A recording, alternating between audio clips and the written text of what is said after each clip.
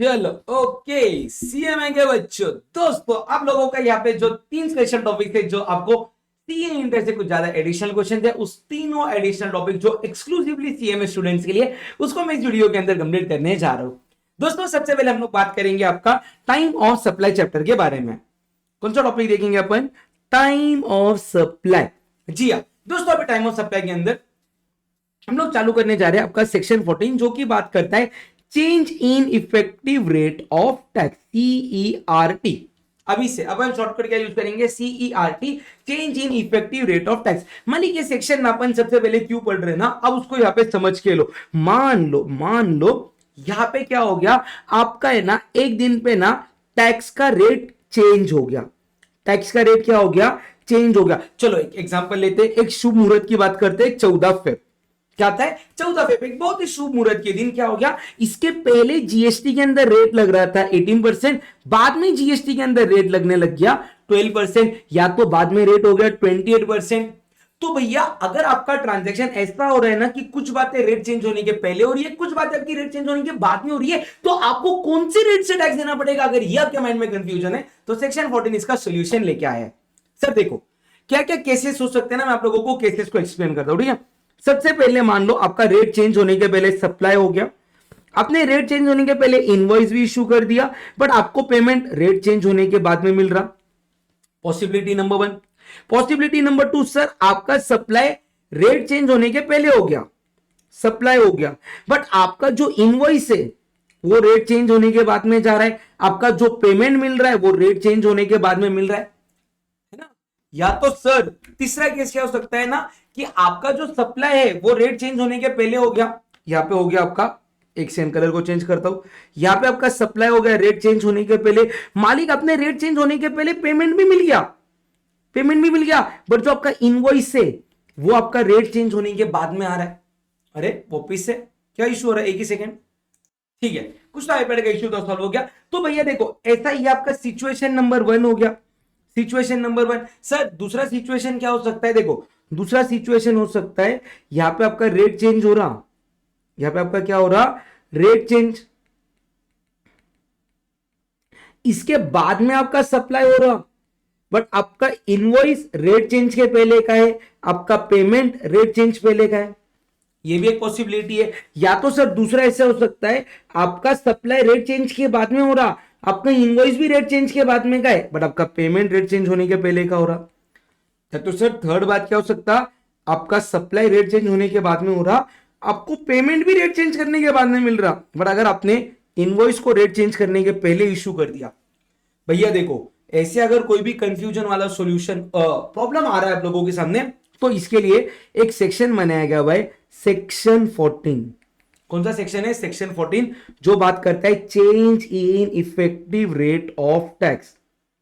Sir अगर आपका rate change हो रहा है तो कौन सा रेट लेने का, उसके लिए गवर्नमेंट ने एक सिंपल बात बोली है, सिंपल बात, कोई भी 2 इवेंट्स कहां पे हो रहे ना वो देखो, कोई भी कौन से इवेंट्स आपको चेक करने के 2 इवेंट्स।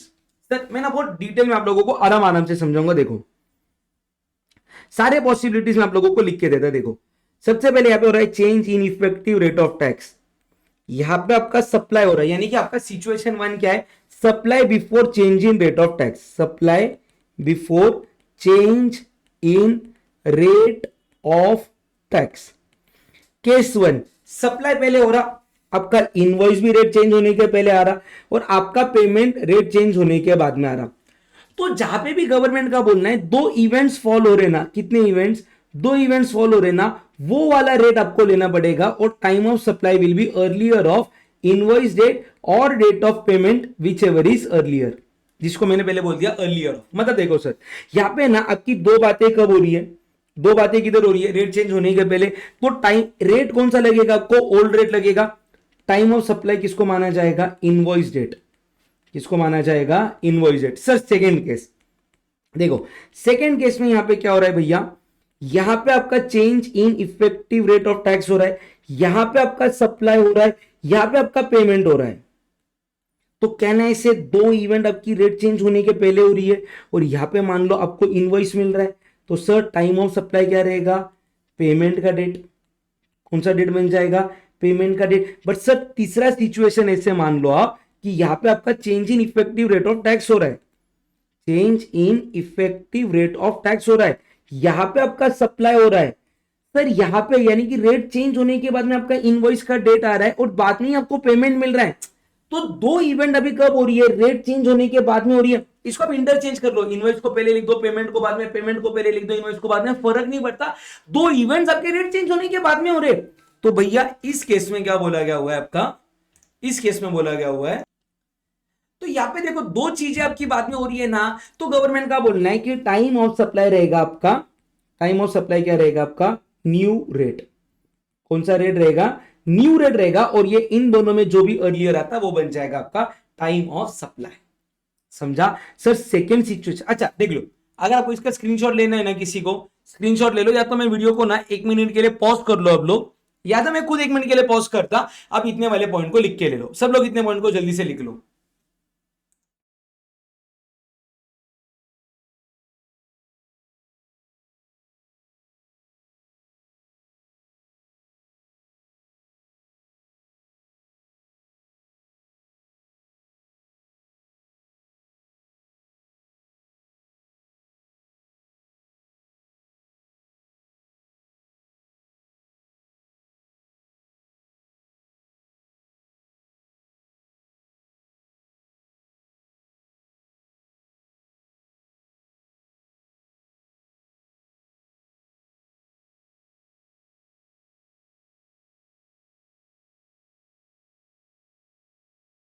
हो गया लिख के, हो गया हो गया हो गया, चलो जल्दी से अभी अपन आएंगे केस 2 पे। देखो केस 2 किसकी बात कर रहा, case 2, supply is made after, after change in effective rate of tax. यहां पे भी गवर्नमेंट का बोलना बहुत सिंपल है, गवर्नमेंट बोल रहा है कि आईपैड बंद क्यों हो रहा है, उसको पहले करंट तो सॉल्व कर दे। मैं बोला ठीक है गवर्नमेंट, मैंने देखो इसको सॉल्व कर दिया। अभी आप मेरी बात को सुनो गवर्नमेंट ध्यान से, कि अगर आपके दो इवेंट जहां पे भी फॉल हो रहे ना, वो वाला आपको रेट लेने का है। सर यार अपना एग्जांपल से बताओ, तो देखो भैया यहां पे आपका हो रहा है change in effective rate of tax, आपका सप्लाई बाद में हो रहा है, आपको इनवॉइस बाद में मिल रहा है, खाली आपको पेमेंट पहले मिल गया था। तो भैया इस केस में आपकी दो इवेंट्स कहने से रेट चेंज होने के बाद में की हो रही, तो आपको रेट कौन सा एप्लीकेबल हो जाएगा, न्यू रेट एप्लीकेबल हो जाएगा। टाइम ऑफ सप्लाई क्या आ जाएगा आपका, इनवॉइस का डेट, जहां पे दो इवेंट फॉलो हो रहे वो लेने का। सर सेकंड केस में कोई एक बात बताओ, आप यहां पे आपका है ना, यहां पे आपका हो रहा है change in effective, change in effective rate of tax, यहां पे आपका सप्लाई हो रहा है, यानी कि सप्लाई बाद में हो रहा है सर, आपको पेमेंट बाद में मिल रहा है, और आपका इनवॉइस उसके पहले ही इशू हो रहा है, रेट चेंज होने के पहले। तो सर देखो दो इवेंट कहां पे हो रही है आपकी, रेट चेंज होने के बाद में हो रही है ना, तो आपका रेट कौन सा लगेगा आपको, न्यू रेट लगेगा। टाइम ऑफ सप्लाई कौन सा डेट बन जाएगा आपका, पेमेंट का डेट बन जाएगा। बट सर मेरे को एक बात बताओ, देखो यहां पे मैं क्या बोल रहा, change in effective rate of tax है ना, उसके बाद में सप्लाई हो रहा है। बट ये जो दोनों बातें ना, इनवॉइस वाला और ये पेमेंट वाला, ये पहले हो रहा है, तो दो इवेंट पहले हो रहे, तो भैया आपको इस केस में कौन सा रेट लगेगा, ओल्ड रेट, और टाइम ऑफ सप्लाई क्या बन जाएगा आपका, इनवॉइस का डेट या तो पेमेंट का date, whichever is earlier, whichever is earlier. समझे ये तीनों ट्रांजैक्शन। सर मेरे को एक बात बताओ ना, अगर ये तीनों चीजें बाद में हुई या तीनों चीजें पहले हुई, तो सवाल ही नहीं आता ना कुछ। सर देखो ऊपर क्या हो गया, आपका रेट चेंज होने के पहले सप्लाई भी हो गया, पेमेंट भी हो गया, इनवॉइस भी आ गया, तो भैया भी सेक्शन 14 में आने की जरूरत ही नहीं ना। सेक्शन 14 तभी आता है जब तीन में कि कोई भी एक इवेंट इधर, दो इवेंट इधर, दो इवेंट इधर, एक इवेंट इधर, ऐसा कुछ तो भी परम्यूटेशन कॉम्बिनेशन होगा। तो सब चीजें अगर रेट चेंज होने के पहले लगी तो ओल्ड रेट, सब चीजें रेट चेंज होने के बाद में लगी तो न्यू रेट, तब तो कोई टेंशन वाली बात ही नहीं है। समझा क्या। ये पॉइंट को आप लोग वापस से सब लोग क्या करो, 30 सेकेंड्स में लिख लो जल्दी से।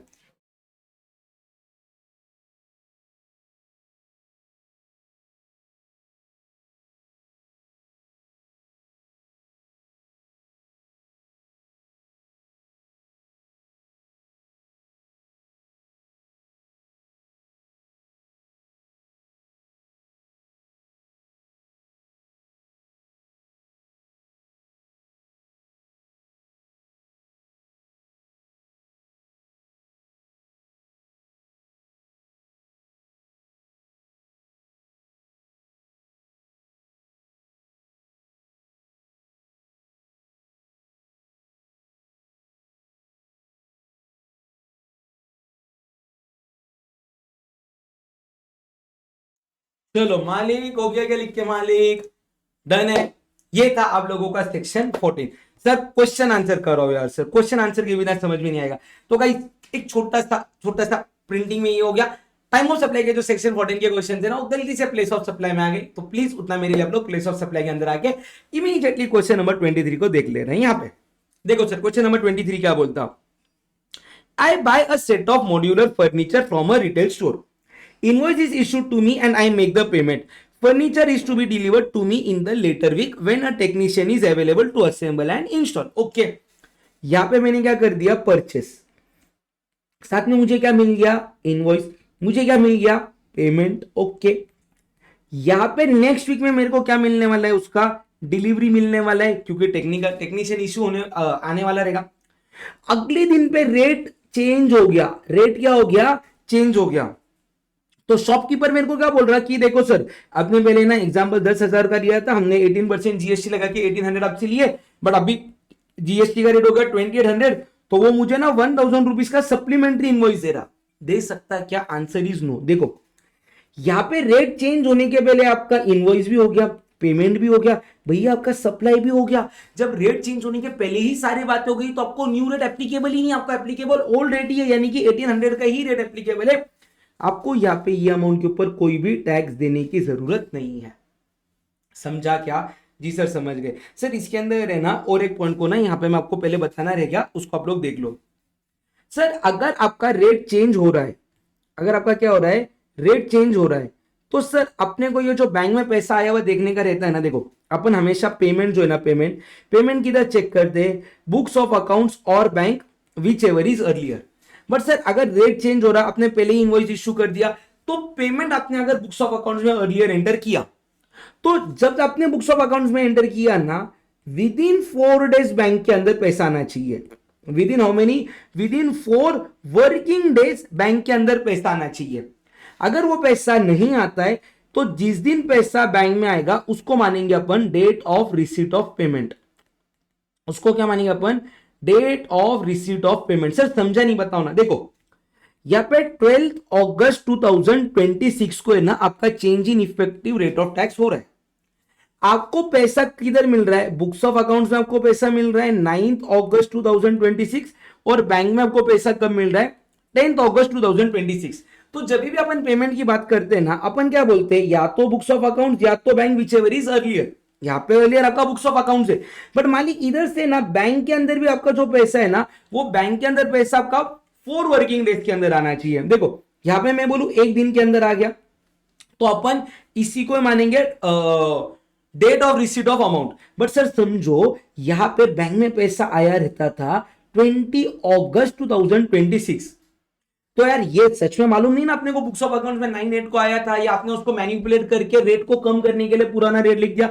तो अगर यहां से पैसा आपका 4 वर्किंग डेज में बैंक में नहीं आता, तो जिस दिन बैंक में पैसा आया उसको हम लोग मानेंगे date of receipt of payment.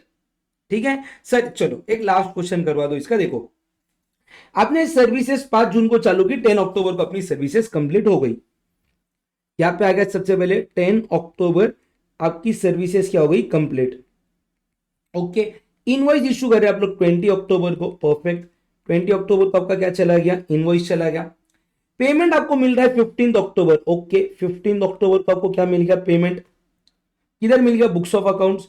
Bank में पेमेंट कब मिल गया, 18 अक्टूबर। अरे वाह, 18 अक्टूबर को पेमेंट किधर मिल गया, बैंक। अच्छा देखो 4 वर्किंग डेज के अंदर मिल गया, तो अर्लियर क्या आता है, 15 अक्टूबर। इसको अपन मानेंगे आपका time of supply, date of receipt of payment. 16 अक्टूबर को आपका रेट चेंज हो गया, बाप रे, इधर इधर आएगा। 16 अक्टूबर को आपका क्या हो गया, change in rate of tax. Invoice आपका देखो, इसको मैं डायग्रामेटिकली प्रेजेंट करूं तो 16 अक्टूबर को आपका change in effective rate of tax. 15 अक्टूबर को आपको मिल रहा है पेमेंट। 10 अक्टूबर को आपका कंप्लीट हो रहा है सप्लाई। इनवॉइस आ रहा है आपका 20 अक्टूबर को। 20 अक्टूबर को क्या हो रहा है, इनवॉइस। 2 चीजें यहां पे आपकी फॉल हो रही है prior to change in rate of tax. आपको रेट कौन सा लगेगा इस केस में, ओल्ड रेट एप्लीकेबल होगा। कौन सा रेट एप्लीकेबल होगा, ओल्ड रेट। और पेमेंट डेट को आपका माना जाएगा टाइम ऑफ सप्लाई। सर इस केस में, इसी केस में अगर पैसा को बैंक अकाउंट में आता था 28 अक्टूबर। बैंक में कब आता था? 28 अक्टूबर। तो कहने से ये पेमेंट अभी आपका 4 वर्किंग डेज में बैंक में नहीं आया था, 4 वर्किंग डेज में नहीं आया था, तो आपको date of receipt of payment bank account का लेना पड़ा रहता था। यानी कि आपका यहां पे आंसर क्या हो गया रहता था मालूम है क्या?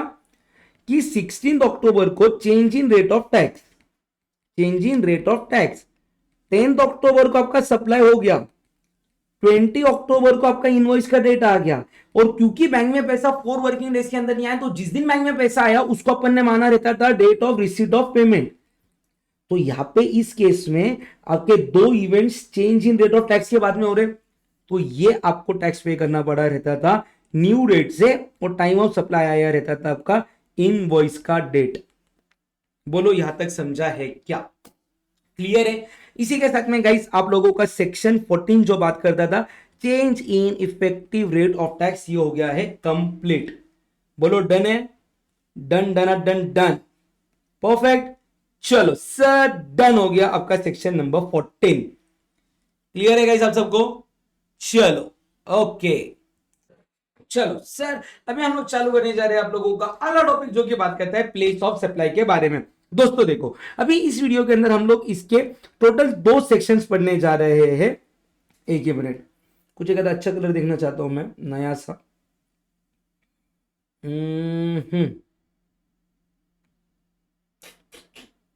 कौन से कलर से लिख सकते हैं अपन यहाँ पे? चलो एक ये वाला कलर ट्राई करते हैं कैसे। अरे डन, ठीक है सर। देखो यहां पे अभी आपका 2 सेक्शन हमने को पढ़ने के, एक है आपका सेक्शन 10, दूसरा है आप लोगों का सेक्शन 13। पहला कौन सा सेक्शन हो गया आपका? सेक्शन 10, दूसरा हो गया सेक्शन 13।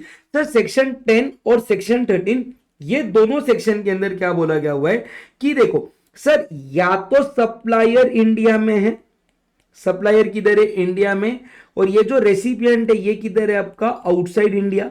या तो सर जो आपका सप्लायर है वो आउटसाइड इंडिया है और रेसिपिएंट जो है ना वो कहां पे सिचुएटेड है आपका? इंडिया में। यानी कि दोनों में से एक पर्सन इंडिया में है और अगर दूसरा पर्सन इंडिया के बाहर है तो प्लेस ऑफ सप्लाई अपन किसके हिसाब से निकालेंगे? या तो सेक्शन 10 या तो सेक्शन 13 के हिसाब से। सर सेक्शन 10 बात करता है आपका place of supply of goods के बारे में, और सेक्शन 13 बात करता है आपका place of supply of services के बारे में। ठीक है सर। सेक्शन 10 ना बहुत सिंपल है, सेक्शन 10 एकदम छोटे, इसमें क्या बोलता मालूम है क्या? सेक्शन 10 बोलता अगर आप गुड्स को इंपोर्ट कर रहे हो, सर इंपोर्ट कर रहे हो मतलब रेसिपिएंट इंडिया में, सप्लायर इंडिया के बाहर है, इंडिया के बाहर से आप गुड्स को इंडिया में लेके आ रहे हो, तो प्लेस ऑफ सप्लाई बन जाएगा लोकेशन ऑफ इंपोर्टर। क्या बन जाएगा? लोकेशन ऑफ इंपोर्टर बन जाएगा प्लेस ऑफ सप्लाई। और मालिक अगर ये केस एक्सपोर्ट का है ना तो लोकेशन आउटसाइड इंडिया बन जाएगा place of supply. Simple. Section 10 क्या बोलता है? इंपोर्ट के केस में location of importer and export के केस में लोकेशन आउटसाइड इंडिया बन जाएगा place of supply. But sir अगर मैं बात करूं सर्विसेज की तो आपको सेक्शन 13(2) से लेकर 13(13) तक पढ़ना है। देखो सेक्शन 13(1) बोलता कि प्लेस ऑफ सप्लाई अगर सप्लायर इंडिया में है, रेसिपिएंट इंडिया के बाहर है, या रेसिपिएंट इंडिया में है, सप्लायर इंडिया के बाहर है, तो प्लेस ऑफ सप्लाई आप लोग 13(2) से लेके 13(13) के हिसाब से निकालोगे। आ जाओ उसको अपन थोड़ा सा यहाँ पे अभी डिटेल में देखते हैं एक एक पॉइंट को। ठीक है आ जाओ आ जाओ। चल सबसे पहले सर देखो सेक्शन 13(2) क्या बोलता? 13(2) बोलता मैं जनरल प्रोविजन हूं। मैं कौन सी प्रोविजन हूं? General provision. तो सबसे पहले आप लोग चेक करो क्या आपका प्लेस ऑफ सप्लाई कोई स्पेसिफिक प्रोविजन में कवर्ड है क्या? 13(3) से लेकर 13(13) तक। अगर जनरल स्पेसिफिक प्रोविजन में कवर्ड है ना तो प्लेस ऑफ सप्लाई वो स्पेसिफिक प्रोविजन के हिसाब से निकालो ना, जो मैंने 13(3) से लेकर 13(13) में निकाली है। बट अगर ये जनरल प्रोविजन है 13(3) से लेकर 13(13) में फॉल नहीं हो रहा, यानी कि ये जनरल है, जनरल, तो 13(2) बोलते हैं। मैं आपको बताऊंगा प्लेस ऑफ सप्लाई क्या रहेगा। उसके लिए सबसे पहले क्या सर लोकेशन ऑफ रेसिपिएंट आपको मालूम है? अगर आपको लोकेशन ऑफ रेसिपिएंट मालूम है तो प्लेस ऑफ सप्लाई बन जाएगा लोकेशन ऑफ रेसिपिएंट। और अगर आपको लोकेशन ऑफ रेसिपिएंट नहीं मालूम है तो लोकेशन ऑफ सप्लायर बन जाएगा प्लेस ऑफ सप्लाई। वापिस से सब लोग स्क्रीन पे ध्यान से देखना। 13(2) जनरल प्रोविजन है। जनरल प्रोविजन क्या बोलता कि मालिक टाइम ऑफ सप्लाई निकालना है ना, सॉरी प्लेस ऑफ सप्लाई निकालना है ना, तो देखो क्या आप 13(3) से लेकर 13(13) में कवर्ड हो क्या? अगर कवर्ड हो तो वो स्पेसिफिक प्रोविजन के हिसाब से आप लोग प्लेस ऑफ सप्लाई को निकालोगे। बट सर अगर आप उसमें कवर्ड नहीं हो तो आप किधर आ गए, जनरल प्रोविजन। जनरल प्रोविजन में आपको क्या देखना है, लोकेशन ऑफ रेसिपिएंट। अगर आपको लोकेशन ऑफ रेसिपिएंट मालूम है तो लोकेशन ऑफ रेसिपिएंट बन जाएगा place of supply. But sir अगर आपको लोकेशन ऑफ रेसिपिएंट नहीं मालूम है तो लोकेशन ऑफ सप्लायर बन जाएगा आपका प्लेस ऑफ सप्लाई। समझा क्या, क्लियर है यहां तक? ठीक है सर। सर अगला पॉइंट बात करता है आपका सेक्शन 13 जो बात करता है यहाँ पे performance based services.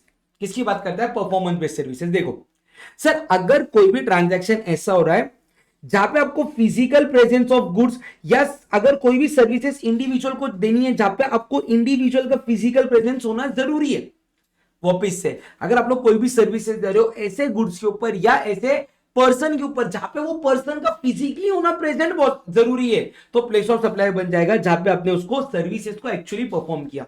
Sir example दो, मेरे को हेयर कट करवाना है, तो हेयर कट कराने के लिए मैं तो खुद चाहिए ना, ऑनलाइन तो हेयर कट नहीं हो सकता, या तो मेरी मशीनरी है, मशीनरी के ऊपर मुझे ना पेंटिंग करके चाहिए था कोई भी काम का, समझो मेरे को एंटी रस्ट पेंटिंग करके चाहिए था, तो वो मशीनरी का फिजिकली प्रेजेंट होना जरूरी है।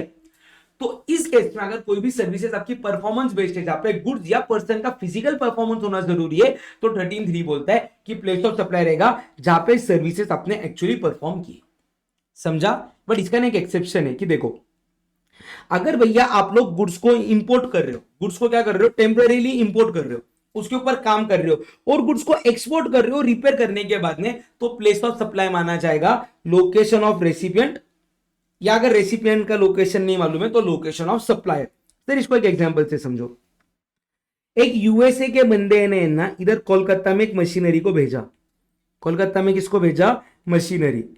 ये जो एक बंदा है ना वो था मुंबई का, उसको रिपेयरिंग करना था, वो कोलकाता गया, मशीनरी के ऊपर रिपेयर किया, तो कहना है इसे मशीनरी फिजिकली प्रेजेंट चाहिए था, उसके ऊपर आपने रिपेयर्स प्रेजेंट किया, बट आपने ये मशीनरी को वापस से यूएसए में क्या कर दिया, एक्सपोर्ट कर दिया। तो इस केस में गवर्नमेंट क्या बोलता कि आपने मशीनरी को इंडिया में इंपोर्ट किया था टेम्पररी पर्पस के लिए, आपने उसके ऊपर सर्विसिंग कर दिया, बाद में आपने उसको वापस से एक्सपोर्ट कर दिया, तो प्लेस ऑफ सप्लाई क्या माना जाएगा आपका, प्लेस ऑफ सप्लाई आपका माना जाएगा, क्या माना जाएगा, लोकेशन ऑफ रेसिपिएंट यानी कि यूएसए। और सर अगर आपको ये मालूम ही नहीं है कि रेसिपिएंट किधर का है, तो लोकेशन ऑफ सप्लायर यानी कि मुंबई को माना जाएगा प्लेस ऑफ सप्लाई।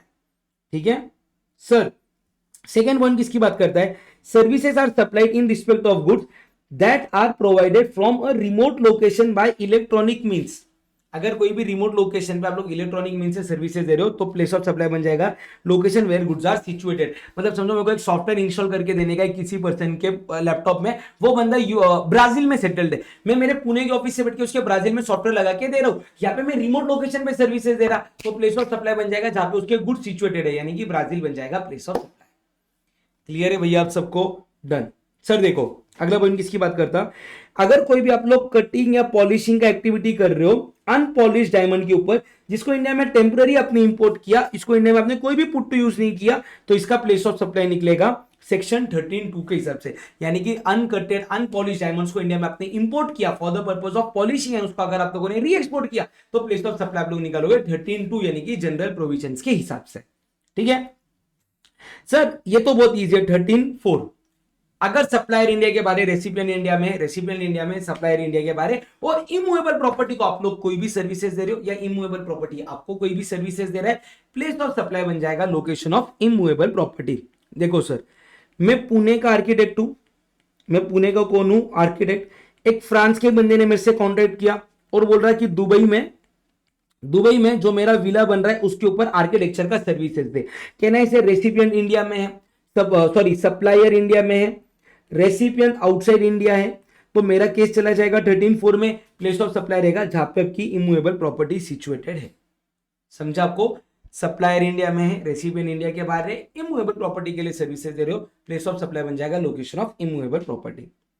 सर 13(3) बात करता है एडमिशन और ऑर्गेनाइजेशन ऑफ एन इवेंट। देखो मैंने क्या बोला, मैंने ना लेट से एक बंदा है जस्टिन बीबर, ठीक है, जस्टिन बीबर, ध्यान से सुनना, जस्टिन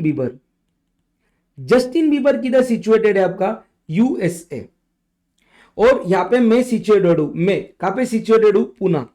मैंने इसको क्या बोला, मेरे शादी में गाना गाने के लिए, मेरे शादी में क्या कर, गाना गाने के लिए। शादी में 2 जगह पे कर रहा, शादी एक ही बार कर रहा है, एक ही लड़की से कर रहा, पर 2 जगह पे शादी कर रहा।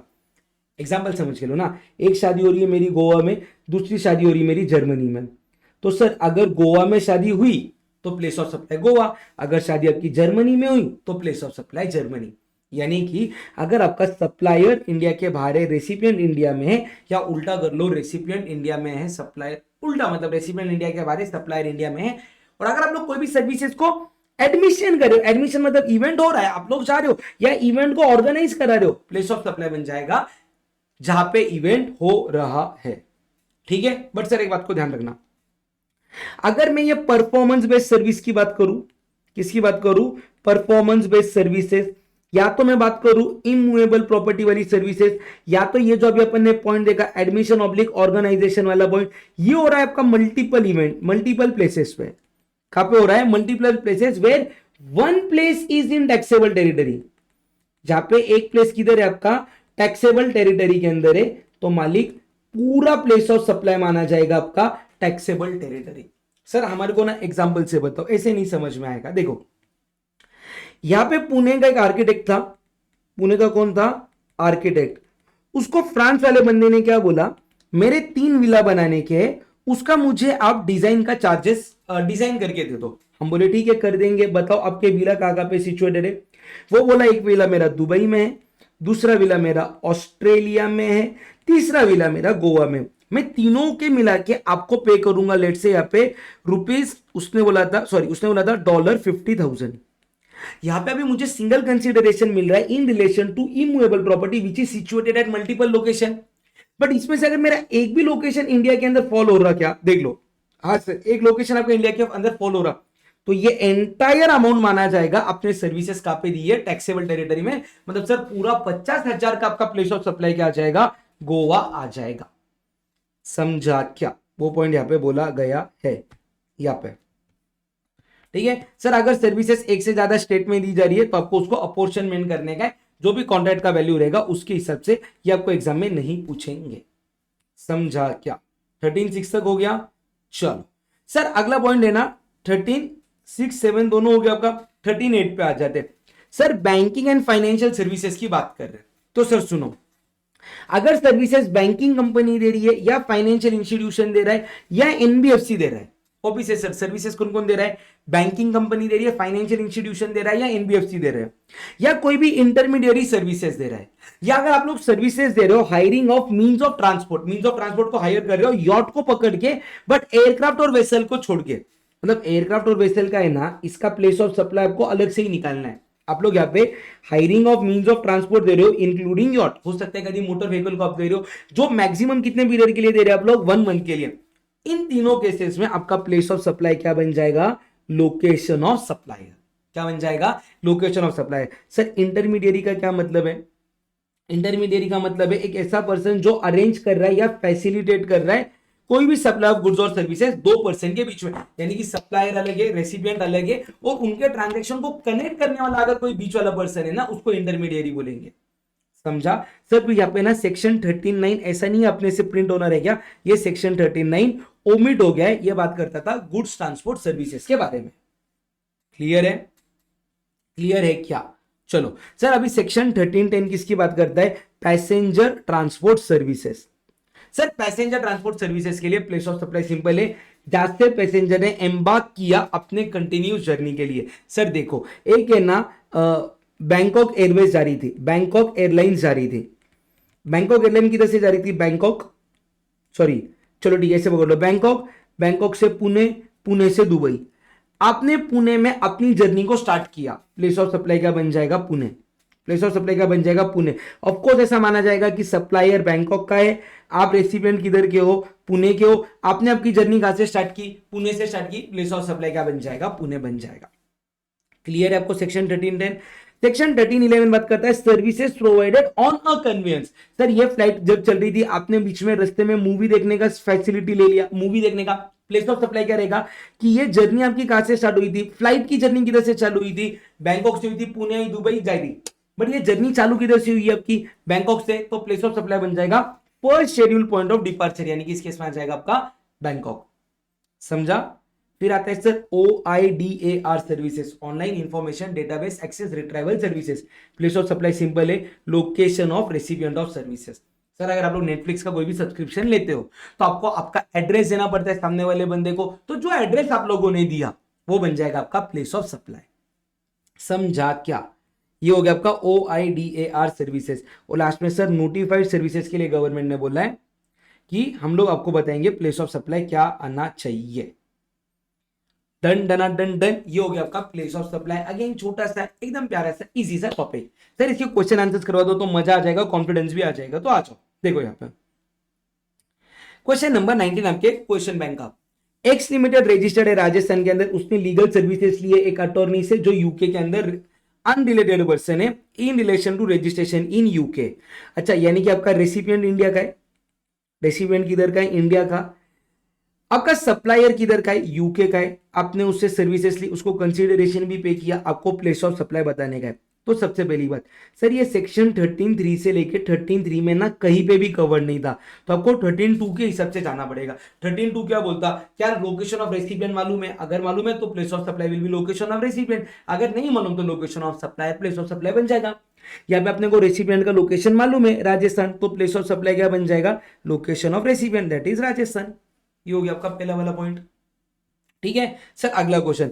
RSTINC corn chips manufacturing company is based in USA, intends to launch it product in India. However, company wishes to know the taste and sensibility of Indian before launching its product. For the purpose, RST ने approach किया ABC consultant Mumbai को। अच्छा, ये कोई तो भी services देने वाला है, मतलब ये सप्लायर बन गया आपका मुंबई का। और ये RST है ना, ये कौन है? आपका रेसिपिएंट है। किधर सिचुएटेड है रेसिपिएंट? आपका USA। ठीक है, चलो उसके बाद में क्या पॉइंट बोल रहे हैं यहाँ पे? चलो, तो यहाँ पे अभी सर्वे कहां पे कैरी होने वाला है? आपका इंडिया के अंदर होने वाला है।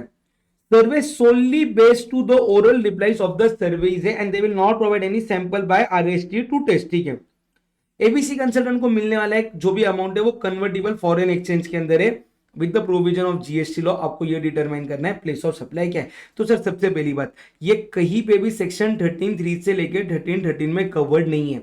इसका 13(2) के हिसाब से प्लेस ऑफ सप्लाई आएगा। प्लेस ऑफ सप्लाई क्या आएगा आपका? Location of supplier, location of recipient. Sorry, अपने को रेसिपिएंट का लोकेशन मालूम है USA, तो प्लेस ऑफ सप्लाई क्या आ जाएगा आपका? USA आ जाएगा। क्लियर है? ठीक है सर, देखो अगला।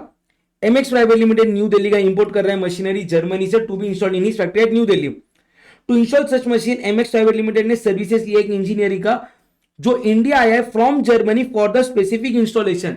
देखो सेक्शन 13(3), अगर आपका परफॉर्मेंस बेस्ड सर्विसेज है जिसके लिए फिजिकल प्रेजेंस ऑफ गुड्स और फिजिकल प्रेजेंस ऑफ पर्सन होना चाहिए, तो प्लेस ऑफ सप्लाई रहेगा जहां पे वो बंदे ने एक्चुअल में सर्विसेज दी। इस केस में सर्विसेज एक्चुअली किधर दी है? जर्मनी, तो प्लेस सॉरी न्यू दिल्ली, तो प्लेस ऑफ सप्लाई क्या आ जाएगा आपका? न्यू दिल्ली आ जाएगा। ठीक है, फिर सर अगला क्वेश्चन किसकी बात कर रहे हैं कि एक QR प्राइवेट लिमिटेड इंपोर्ट कर रहा है रॉ डायमंड को from a diamond merchant in Belgium for the purpose of cutting, polishing and finishing. After the work is completed the finish diamonds are exported to diamond merchant again in the Belgium. यानी कि goods are imported, uncut diamond है, काम किया, वापस से उसको export कर दिया। प्लेस ऑफ सप्लाई का लोकेशन ऑफ रेसिपिएंट, रेसिपिएंट किधर है? बेल्जियम, तो प्लेस ऑफ सप्लाई क्या जाएगा आपका? बेल्जियम। डन। ऐसे ही बेसिक से क्वेश्चन आपको प्लेस ऑफ सप्लाई के ऊपर भी एग्जाम में पूछे जा सकते हैं। सर एक लास्ट कंसेप्ट अपना बच रहा है अभी जो CMA के लिए एक्सक्लूसिव है, वो है आपका वैल्यू ऑफ सप्लाई। किसकी बात कर रहा है? Value of supply. Sir value of supply भी करवा दो जल्दी से। तो ये रहा आपका वैल्यू ऑफ सप्लाई वाला चैप्टर। आ जाओ, वैल्यू ऑफ सप्लाई। देखो सर, अभी इसके अंदर है ना बेसिकली आपको सर्टन रूल्स को पढ़ना है। आपको किसको पढ़ना है? रूल्स। सर कहां से कहां तक पढ़ना है आपको? आपको पढ़ने हैं रूल 27 से रूल 33। इजी है, ज्यादा डिटेल में भी नहीं आप लोगों को इंटर लेवल पे। हाँ, फाइनल लेवल पे आपको इसका सारा डिस्कशन है, बट एक बेस आप लोगों को यहाँ पे बना के दिया हुआ है। सर देखो, सबसे पहले ना रूल 27 क्या बोल रहा? Value of supply of goods और सर्विसेज और both where consideration is not only in money. पूरा कंसिडरेशन ना आपका मनी के अंदर नहीं है, तो क्या आएगा? तो सीधी बातें देखो, मतलब क्या हो गया? मैं एक मोबाइल परचेस करने के लिए, क्या मोबाइल वाले ने बोला मोबाइल कितने का है? 50,000। मैं बोला मुझे ओल्ड मोबाइल भी रिटर्न देना है, तो वो बोला आप मुझे कैश में 46,000 रुपीज पे करो, प्लस आप आपका मुझे क्या दे दो? ओल्ड मोबाइल फोन दे दो। अभी इस केस में मेरा जो कंसिडरेशन है क्या वो एंटायर मनी के अंदर है क्या? तो आंसर इज नो। अपने कंसिडरेशन में ओल्ड मोबाइल फोन भी दिया हुआ है, तो इसका आपको वैल्यू ऑफ सप्लाई कैसे निकालने का वो अपन देखेंगे। तो सबसे पहले बोल रहे कि ये जो मोबाइल है ना उसका फेयर मार्केट वैल्यू देखो कितना है। अगर सर आपको फेयर मार्केट वैल्यू मालूम है 52,000 तो उसको ले लो।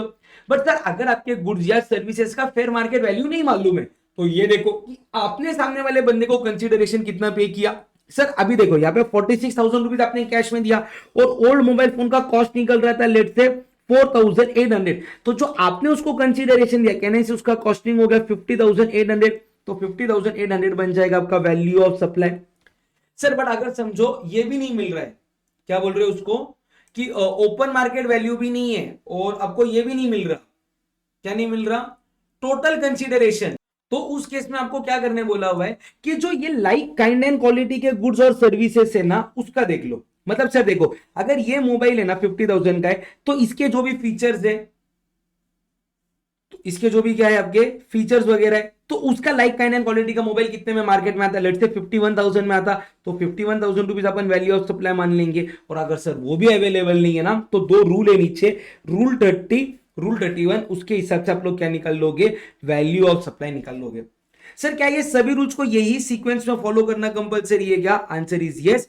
इसी सीक्वेंस में आपको उसको फॉलो करना मैंडेटरी है। देख लो एक बार रीड कर लो सब लोग, एग्जांपल के साथ देख लो, मतलब आपको और अच्छे से अंडरस्टैंडिंग आ जाएगी। ठीक है चलो, आई होप ये वाला भी सारा रूल आप लोगों को अच्छे से समझ गया रहेगा। रूल 27। अभी सर रूल 28 बात करता है कि आप लोग कोई भी सप्लाई कर रहे हो डिस्टिंक्ट या रिलेटेड पर्सन के अंदर जो एजेंट नहीं है, जो कौन नहीं है, एजेंट। मतलब सर देखो अपन ने रिलेटेड पर्सन कहां पे पढ़ा था, आपका शेड्यूल 1 के पैरा 2 के अंदर पढ़ा था। तो कोई भी ट्रांजैक्शन अगर रिलेटेड पर्सन के बीच में हो रहा है तो ट्रांजैक्शन को मैन्युपुलेट किया जा सकता है। तो ट्रांजैक्शन को मैन्युपुलेट करने के बाद में जो आपका ट्रांजैक्शन वैल्यू है वो तो फेयर वैल्यू बचेगा नहीं।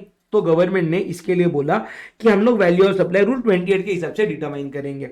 मतलब मान लो यहां पे एक प्रोडक्ट है, यहां पे प्रोडक्ट ए है, वो एक रिलेटेड पर्सन दूसरे रिलेटेड पर्सन को सप्लाई कर रहा, तो इसका वैल्यू ऑफ सप्लाई कैसे निकालोगे।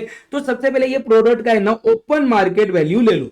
ओपन मार्केट वैल्यू मिल गया लेट से आपको 60,000, तो 60,000 को वैल्यू ऑफ सप्लाई डिक्लेयर कर दो। सर इसने ना इनवॉइस बनाया था 28,000 का, इनवॉइस कितने का था 28,000। गवर्नमेंट का बोलना है कि तुम दोनों रिलेटेड पर्सन हो, हमारे को तुम्हारे ऊपर पूरा भरोसा है कि तुमने फ्रॉड किया रहेगा, हम तुम्हारी वैल्यू को ना थोड़े टाइम के लिए रिजेक्ट करते हैं। सबसे पहले ये ट्रांजेक्शन का हम लोग ओपन मार्केट वैल्यू ले लेंगे, हमें मिल गया 60,000, तो ये बन गया आपका वैल्यू ऑफ सप्लाई। अच्छा सर अगर ये ओपन मार्केट वैल्यू नहीं है ना तो ये जो प्रोडक्ट है ना इसका क्या बोल रहे, ये प्रोडक्ट का लाइक काइंड एंड क्वालिटी देखो, इसका क्या देखो, like kind and quality. Sir इसका लाइक काइंड एंड क्वालिटी है ना मार्केट में मिल रहा है लेट्स से 58,500, तो हम लोग 58,500 को मान लेंगे आपका वैल्यू ऑफ सप्लाई। क्लियर है सर। अगर वो भी नहीं मिल रहा तो रूल 30 एंड रूल 31 को उस ऑर्डर के अंदर फॉलो कर लेना। तो अगेन अगर आपका सप्लाई रिलेटेड पर्सन के बीच में हो रहा है अदर देन एजेंट, तो सबसे पहले आप लोग क्या चेक करोगे, ओपन मार्केट वैल्यू। अगर ओपन मार्केट वैल्यू नहीं मिला तो लाइक काइंड एंड क्वालिटी के गुड्स को देखो, अगर वो भी नहीं मिला तो आप लोग रूल 30 और 31 को फॉलो करोगे। या तो ना सप्लायर के पास एक ऑप्शन है, सप्लायर को क्या बोला गया भाई कि सप्लायर सुनना, तूने रेसिपिएंट को सप्लाई किया, सप्लायर ने किसको सप्लाई किया, रेसिपिएंट को, और रेसिपिएंट इसको क्या करने वाला है, फर्दर सप्लाई। रेसिपिएंट क्या करने वाला है, इसको फर्दर सप्लाई। तो सप्लायर ने रेसिपिएंट को सप्लाई किया 10,000 रुपीज में, बट क्योंकि ये दोनों कौन थे, रिलेटेड पर्सन, तो गवर्नमेंट ने 10,000 की वैल्यू को क्या कर दिया, डिक्लाइन कर दिया। अभी ये रेसिपिएंट आगे इसको फर्दर सप्लाई करने वाला है लेट्स से 24,000 में, कितने में, 24,000। तो ये 24,000 का क्या बोला गया हुआ है, इसका 90% निकालो। तो 24,000 इंटू 90% कितना आता, 21,600। तो 21,600 वैल्यू ऑफ सप्लाई माना जाएगा for the transaction undertaken between supplier and recipient. समझा क्या, जो सप्लायर और रेसिपिएंट के बीच में ट्रांजैक्शन हुआ उसका वैल्यू ऑफ सप्लाई कितना माना जाएगा, 21,600। समझा सर। एक लास्ट पॉइंट क्या बोलते हैं कि देखो इसको ना मैं थोड़ा सा एक्सप्लेन करूंगा आप लोगों को। सप्लायर ने रेसिपिएंट को सप्लाई किया, ये दोनों रिलेटेड पर्सन है, और ये रेसिपिएंट को है ना फुल आईटीसी मिलने वाला है, फुल आईटीसी मिलने वाला है। तो इन्होंने जो भी इनवॉइस वैल्यू को डिक्लेयर किया, इनवॉइस की वैल्यू को डिक्लेयर किया, उसको मान low value of supply. Sir ऐसा क्यों, देखो सर ये ट्रांजैक्शन है ना रेसिपिएंट आगे करने वाला है 1 लाख में, कितने में करने वाला है, 1 लाख। इसके ऊपर वो 18% जीएसटी कलेक्ट करेगा, यानी कि 18,000। ये आ गया रेसिपिएंट की लायबिलिटी पे करने की 18,000। सर केस वन, इन्होंने मान लो जो नॉर्मल ट्रांजैक्शन रेट है उतना किया, 90,000 के ऊपर डिक्लेयर कर दिया था ट्रांजैक्शन, 90,000 पे 18% जीएसटी लगाया तो कितना आएगा, 90,000 इंटू 18%, कितना आ रहा है वो 16,200। तो आई कैन ऐसे रेसिपिएंट को 16,200 का आईटीसी मिलेगा, वो 1800 अपने पॉकेट से पे करेगा, और सप्लायर ने ये ट्रांजैक्शन पे 90,000 प्लस 16,200 का टैक्स कलेक्ट किया है, तो सप्लायर को वैसे भी 16,200 किसको पे करना है, गवर्नमेंट को। तो गवर्नमेंट को यहाँ पे 16,200 और यहाँ पे 1800, टोटल 18,000 रुपीज मिल गए। सर मान लो अगर इन्होंने ये ट्रांजैक्शन को मैनिपुलेट करके 10,000 का भी किया रहता था, कितने का, 10,000, 1800 जीएसटी आता था, तो कहना है इसे रेसिपिएंट ने गवर्नमेंट को 1800 रुपीज पे किया रहता था on account of tax collected from recipient. अभी ये रेसिपिएंट ने 18,000 में सप्लाई किया था, उसको 1800 का क्रेडिट मिलता, तो अल्टीमेटली उसको गवर्नमेंट को कितना पे करना पड़ा रहता था, 16,200। गवर्नमेंट को आइदर वेज अगर आप टोटल करोगे ना 18,000 रुपीज ही मिलने वाले। तो अगर सप्लायर ने रिलेटेड रेसिपिएंट को सप्लाई किया जहां पे रेसिपिएंट को पूरा आईटीसी मिलने वाला है, रेसिपिएंट को क्या मिलने वाला है, पूरा आईटीसी मिलने वाला है, तो जो भी वैल्यू आप लोगों ने इनवॉइस के अंदर डिक्लेयर किया था उसको आपका क्या माना जाएगा, वैल्यू ऑफ सप्लाई माना जाएगा। समझा क्या, क्लियर है क्या यहां तक सबको, बताओ जल्दी से, एक ही सेकंड ना, थोड़ा सा मेरे को ऐसे लग रहा, हाँ क्लियर है सबको यहां तक, डन। चलो सर हो गया ये वाला पॉइंट भी आपका। देखिए अगला पॉइंट बात करते हैं, सर अगर आप लोग सप्लाई कर रहे हो एजेंट के थ्रू, किसके थ्रू, एजेंट, तो देखो ट्रांजैक्शन कैसे होता है ना, प्रिंसिपल सप्लाई किसको करेगा, एजेंट, एजेंट आगे किसको सप्लाई करेगा, एंड कंज्यूमर। हो सकता है सर ये ट्रांजैक्शन के अंदर कोई भी कंसीडरेशन को चार्ज ना करे या very less amount of consideration charge करे, तो वैल्यू ऑफ सप्लाई कैसे निकालने का, तो उसके लिए आपका अगला रूल आता है, आपका रूल नंबर 29। वो क्या बोलता है, सबसे पहले ओपन मार्केट वैल्यू ले लो। सर देखो प्रिंसिपल ने जो सप्लायर को गुड्स दिए ना, उन्होंने ट्रांजैक्शन किया 2,000 रुपीज में, बट सर इसका ओपन मार्केट वैल्यू आपको मालूम है क्या, 41,000 है, तो वैल्यू ऑफ सप्लाई पहले तो 41,000 ले लो। सर सेकंड केस में क्या बोलते हैं, 90% of price charge for the supply of goods of like kind and quality by the recipient to the customer not being a related party. ये ऑप्शन दिया गया है, मतलब क्या बोल रहे हैं कि देखो यहाँ पे एजेंट आगे एंड कंज्यूमर को ये गुड्स को कितने में सप्लाई करने वाला है, सर वो सप्लाई करने वाला था 50,000 में, तो सर 50,000 का 90% ले लो, कितना आएगा 45,000। ये 45,000 वैल्यू ऑफ सप्लाई बन जाएगा for the transaction done between principal and agent. तो अगर कोई भी ट्रांजैक्शन प्रिंसिपल एंड एजेंट के बीच में हो रहा है, सबसे पहले ओपन मार्केट वैल्यू ले लो। अगर आपको ओपन मार्केट वैल्यू नहीं लेना है तो एजेंट ने जितने में कस्टमर को बेचा उसका जो लाइक काइंड एंड क्वालिटी का सप्लाई, उसका 90% आप लोग वैल्यू ऑफ सप्लाई ले लोगे बिटवीन प्रिंसिपल एंड एजेंट का सप्लाई। सर इसके हिसाब से भी नहीं मिला तो रूल 30 एंड 31 को उस ऑर्डर में फॉलो कर लो। समझा। सर रूल 30 क्या बोलता है, रूल 30 बेसिकली क्या बोलता है कि आपका जितना भी कॉस्ट ऑफ प्रोडक्शन है उसके अंदर प्लस हम लोग ऐड करेंगे 10% आपका प्रॉफिट मार्जिन। कितना मार्जिन ऐड करेंगे, 10% प्रॉफिट मार्जिन को ऐड करो, उतना आपका वैल्यू ऑफ सप्लाई मान लो। सर अगर रूल 30 भी एप्लीकेबल नहीं हो रहा तो आप लोग रूल 31 में जाओगे जो बात करते हैं रेसिडुअल केस। देखो पहले आपको सेक्शन 15 को फॉलो करना है, फिर 27, 28, 29 उसको फॉलो करो, उसमें भी नहीं आ रहे तो रूल 30 में आओ।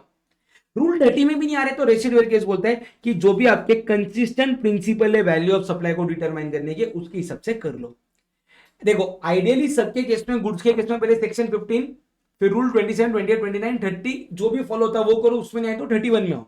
बट अगर सर्विसेज के केस में, किसके, सर्विसेज के केस में आप रूल 30 को इग्नोर करके सीधा रूल 31 को भी फॉलो कर सकते हो, ऐसा बोला गया है। डन है। फिर सर अगला रूल आता है आपका रूल 31A जो बात करता है lottery, betting, gambling on horse racing की। ये क्या बोलते हैं, देखो अगर आप लोग लॉटरी परचेस कर रहे हो, लेट्स से लॉटरी आपने परचेस किया 2,000 रुपीज का, तो ये 2,000 रुपीज है ना आपका इंक्लूडिंग जीएसटी माना जाएगा। आपको वैल्यू कैसे निकालना है, 2,000 इंटू 100 डिवाइडेड बाय 128, तो यानी कि जो भी आपका फेस वैल्यू है वो, या तो जो प्राइस ऑफिशियल नोट गैजेट में बोला है वो अमाउंट को आपका क्या माना जाएगा, इंक्लूडिंग जीएसटी वाला अमाउंट, उसका रिवर्स कैलकुलेट करके टैक्सेबल वैल्यू आपको निकालना है। किसके केस में, लॉटरी के केस में। पर सर अगर बाकी के एक्शनेबल क्लेम है जैसे कि बेटिंग हो गया, गैम्बलिंग हो गया, हॉर्स रेसिंग हो गया, तो लेट्स से आपने बेटिंग किया 20,000 रुपीज का, तो 20,000 रुपीज आपका क्या माना जाएगा, वैल्यू ऑफ सप्लाई, उसके ऊपर आपको क्या करना होगा, जीएसटी पे करना होगा। ठीक है, ये था आपका रूल 31A। अगला आता है रूल 31B। सर अगर आप लोग कोई भी ऑनलाइन गेमिंग की बात कर रहे हो, किसकी बात कर रहे हो, ऑनलाइन गेमिंग, तो ध्यान से सुनना। आपने ना यहाँ पे ऑनलाइन गेमिंग इंक्लूडिंग कसिनो भी, हाँ, अभी इसके अंदर ऑनलाइन गेमिंग की बात कर लो, या तो आप बात कर लो कसिनो की। किसकी बात कर लो, कसिनो। जितना भी आपने अमाउंट को डिपॉजिट किया है, जितना भी आपने क्या किया है अमाउंट डिपॉजिट, इंक्लूडिंग कोई भी वर्चुअल डिजिटल एसेट यानी कि क्रिप्टो करेंसी वगैरह डिपॉजिट किया, ये एंटायर अमाउंट को आपका क्या माना जाएगा, value of supply. Entire amount को क्या माना जाएगा, वैल्यू ऑफ सप्लाई। सर मान लो ये मेरा गेमिंग का ऐप था, मैंने इसके अंदर 10,000 रुपीज डिपॉजिट किए, 10,000। सर मैं गेम खेला सिर्फ 2,000 रुपीज की, सिर्फ 2,000 की, मैंने 8,000 को विड्रॉ कर लिया, मैंने इसको यूज भी नहीं किया था खेलने के लिए। गवर्नमेंट का बोलना हमें फर्क नहीं पड़ता, मुन्ना आपने डिपॉजिट कितना किया, 10,000, हम लोग वैल्यू ऑफ सप्लाई कितना मान लेंगे, 10,000 पूरा मान लेंगे। अगेन अगर आप लोग कोई भी पैसा डिपॉजिट कर रहे हो ऑनलाइन गेमिंग में या कसिनो में, तो जितना आपने पैसा डिपॉजिट किया, और अगर आप लोग कोई भी वर्चुअल डिजिटल एसेट जैसे कि क्रिप्टो करेंसी को भी डिपॉजिट कर रहे हो, तो जो अमाउंट ऑफ क्रिप्टो करेंसी है वो पूरी अमाउंट का आपका वैल्यू ऑफ सप्लाई माना जाएगा। समझा क्या, वो पॉइंट हो गया। यहाँ पे कोई भी अमाउंट आपको अगर रिटर्न मिल रहा है, रिफंड मिल रहा है, उसको आप लोग डिडक्ट नहीं करोगे आपके वैल्यू ऑफ सप्लाई के अंदर से। सेम बात आपके कसिनो के लिए भी बोली गई है। तो सर अपने लिए टेक अवे क्या है, रूल 31C का जब वैल्यूएशन कर रहे हैं, रादर 31C एंड 31B का valuation be is based on the gross deposit और payment, no deduction for refund, insuring a clear upfront liability on casino related services. ठीक है, यहां तक हो गया आपका कौन सा रूल, 31C। देन अपन ने कहां से देखा, रूल 27 से लेकर रूल 31C तक देखा, ये हो गया आपके वैल्यूएशन के रूल्स। अभी रूल 32 बात कर रहा है, ये कुछ स्पेसिफिक ट्रांजैक्शन है, इसका वैल्यूएशन इनके हिसाब से होना चाहिए, यानी कि आपके सर्टेन बिजनेस की एक्टिविटीज को दिया गया हुआ है, वो बिजनेस की एक्टिविटीज अगर आप लोग कर रहे हो तो वैल्यूएशन कंपलसरी इन रूल्स के हिसाब से होना चाहिए। जिसके अंदर सबसे पहले आता है आपका रूल 32(2).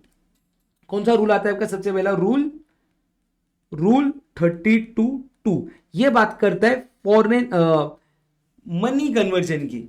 ये यहां पे किसकी बात कर रहा है आप लोगों का, मनी कन्वर्जन की बात कर रहा है। रूल 32(2) यहां पे किसकी बात कर रहा है, मनी एक्सचेंज के डीलर्स की। किसकी बात कर रहा, मनी एक्सचेंज के डीलर्स की। बहुत ध्यान से देख के लेना। इसके अंदर है ना बच्चों, अपने को टोटल 2 सबसेक्शंस पढ़ने के, एक है आपका क्लॉज ए, दूसरा है आपका क्लॉज बी। ये आपको याद रहना चाहिए। 32(2)A किसकी बात कर रहा है, 32(2)B किसकी बात कर रहा है, क्योंकि इंस्टीट्यूट सीधा बोलेगा value of supply rule 32(2)A के हिसाब से निकालो या रूल 32(2)B के हिसाब से निकालो। अच्छा सर 32(2)A किसकी बात कर रहा है ना, अपन सबसे पहले उसकी बात करते हैं। देखो यहाँ पे 3 सिचुएशंस है। सबसे पहले आपने क्या किया, आपने ना INR को कन्वर्ट किया फॉरेन करेंसी में। INR को किसमें कन्वर्ट किया, आपने फॉरेन करेंसी में कन्वर्ट किया। तो आपको यहाँ पे क्या करने का है, देखो यहां पे आपको क्या करने का है कि जो भी आपका buying rate and selling rate है और जो आरबीआई का रेफरेंस रेट है, आपको क्या करना है, आपका रेट माइनस आरबीआई का रेट करना है, इनटू कितने नंबर ऑफ करेंसी को एक्सचेंज किया है वो देखना है, इनटू नंबर ऑफ करेंसी का देखना है। वापिस से आपको क्या करना है, आपका रेट जितने में आपने लिया, आरबीआई का रेट, जो भी डिफरेंस है इनटू नंबर ऑफ करेंसी, ये आपका बन जाएगा value of supply. Sir example से समझता हमें, तो देखो मालिक आपने क्या किया, $1,000 को बाई किया, आपने बाई किया लेट से 92 रुपीज पर डॉलर, आरबीआई का रेट था 90.54 रुपीज पर डॉलर। तो आपके कितने यूनिट से 1000 इनटू आपका डिफरेंशियल अमाउंट कितना आ रहा है 0.6, यानी कि 600 रुपीज आपका बन जाएगा वैल्यू ऑफ सप्लाई। 600 क्या बन जाएगा value of supply. Sir second one क्या बात कर रहा, उस दिन का आरबीआई का रेट अवेलेबल ही नहीं था, उस दिन का सेकेंड वन किसकी बात करता, RBI rate was not available. तो जितना भी आपका INR का अमाउंट आता ना, उसका 1% बन जाएगा वैल्यू ऑफ सप्लाई। मतलब सर देखो आपका है ना उस दिन आरबीआई का रेट नहीं था, आपने $1,000 को चेंज करवाया 92 रुपीज से, यानी कि कितना हो गया वो 92,000 हो गया, उसका 1% ले लो, कितना आता 920 रुपीज, ये बन जाएगा आपका वैल्यू ऑफ सप्लाई।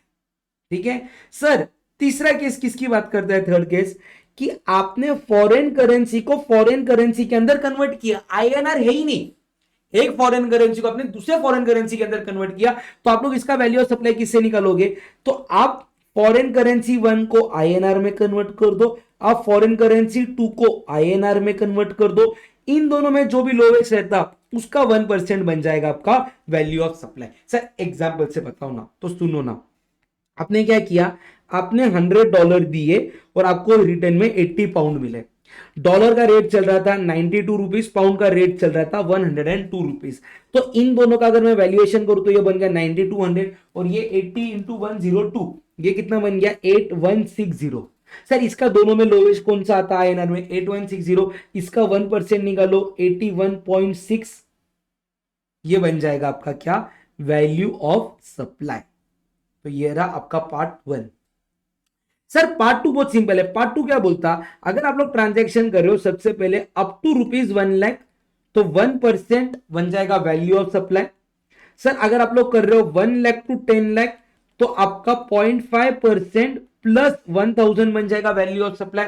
और ट्रांजैक्शन अगर आपका 10 लाख के ऊपर है तो यहाँ पे आपका 4500 प्लस 0.1% बन जाएगा वैल्यू ऑफ सप्लाई। सर सबसे पहले ना आप लोग एक काम करो, आप है ना इसका है ना एक स्क्रीनशॉट निकाल के रखो, इसका एक स्क्रीनशॉट है तो एक काम करो, आप वीडियो को पॉज करो, पहले ये सब पॉइंट्स को आप लिख लो, इतने पॉइंट्स को लिख लो, फिर मैंने इसको ना एग्जांपल के थ्रू समझाऊंगा आप लोगों को। देखो सर, देखो देखो जल्दी से लिख लो पहले तो इसको सब। सर लिख के हो गया। अभी ये ना ये वाले पॉइंट को समझाओ ना, आप इसके अंदर क्या बोलना चाहते हो, तो ध्यान से सुनना। यहां पे ना मैं 3 केसेस लेता। सबसे पहले मेरा ट्रांजैक्शन है up to ₹1 lakh, up to ₹1 lakh, let से 72,000, कितना है यहाँ पे वैल्यू 72,000। तो सर 72,000 के लिए वैल्यू ऑफ सप्लाई कितना आएगा, इसके अंदर है ना मेरे को एक लाइन को ना इंक्रीज करना था, so sorry guys, sorry sorry, इधर है ना अपन इसको ऐसा करेंगे,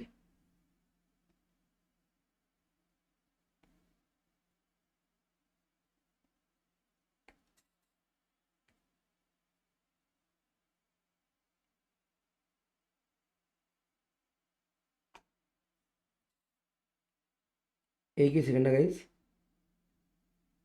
यहाँ पे बोला हुआ है 1% और ₹250 विच एवर इज हायर, इतना एक चेंज करो ना please please, so sorry.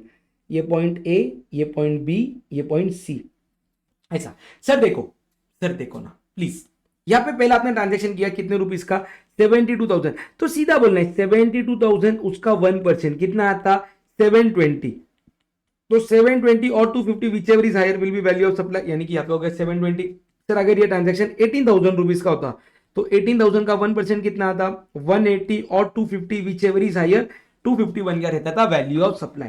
But sir अभी अमाउंट है ना आपका 1 लाख से लेकर 10 लाख के बीच में, लेट से सर आपका अमाउंट है 4 लाख, अमाउंट कितना है 4 लाख, तो एक सीधी लाइन मारो, यहाँ पे कितना लिखोगे आप 0, यहाँ पे कितना लिखोगे आप 1 लाख, और यहाँ पे एंड में कितना आ रहा है आपका 10 लाख, ऐसे स्लैब में उसको बांट दो। आपका अमाउंट किधर आ रहा है सर, इधर आ रहा, इधर आ रहा, इधर। तो सर देखो 0 से 1 लाख के लिए आपको 1% पे करना है, कितना पे करना है 1%।